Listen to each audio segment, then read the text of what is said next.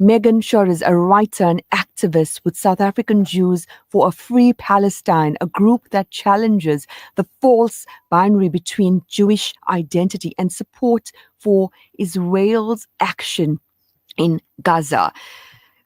Welcome to the special edition on Gaza. Thank you so much for having me.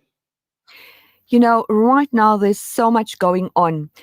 Over 40 activists, many with European or Western passports, have already been deported.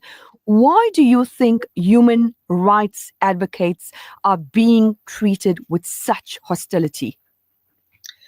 I think that the system and those in power and those who are in cahoots and collaboration with either the Israeli regime, the Zionist regime, or obviously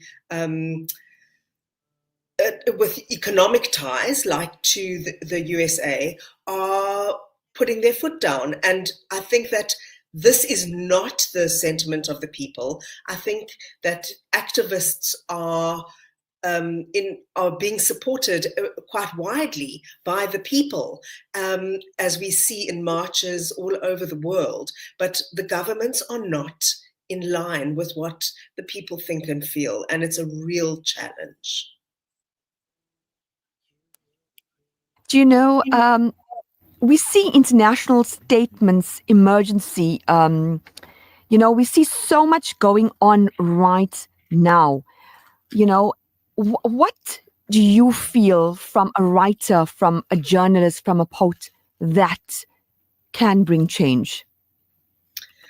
I think that global solidarity is what can bring change. And I think that the global march to Gaza is an example, as with the Freedom Flotilla, where ordinary people, where civilians have basically said, we can't wait. We've been waiting for too long, and everyone else has paid lip service.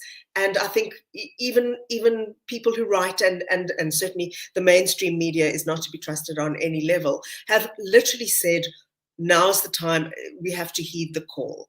And so I think that while the situation in Egypt has become largely symbolic, it's really taken over the imagination of people. And I agree with your previous guests that nothing's going to get through the Rafah border, but there is a groundswell of hope, of resistance, of activism, and of ordinary people saying, this can't go on, and we will try whatever it is that we can to change it. One who belongs to the Jewish community, what's your message to those who are still hesitant to speak out, afraid that criticism of Israeli, equates to so much more? I'm going to be perfectly blunt. We don't have time for that. We don't have time for anyone who's still hesitant. We don't have time for people who are worried about offending their Jewish and Zionist colleagues and friends and being called anti-Semitic. We don't have time. It's nonsense. Judaism has nothing to do with Zionism. We cannot perpetuate that myth any longer, and we've run out of time. It's a nonsense excuse. Currently, the situation is so intense and so untenable that the last thing that we need to worry about is hurting people's feelings. It's a genocide going on, and it's nonsense. I'd like to thank you for linking up with us and, imparting your poetic words. And as an activist and as a writer, may we continue to link up with you for future updates. Thank you once again. Thank you.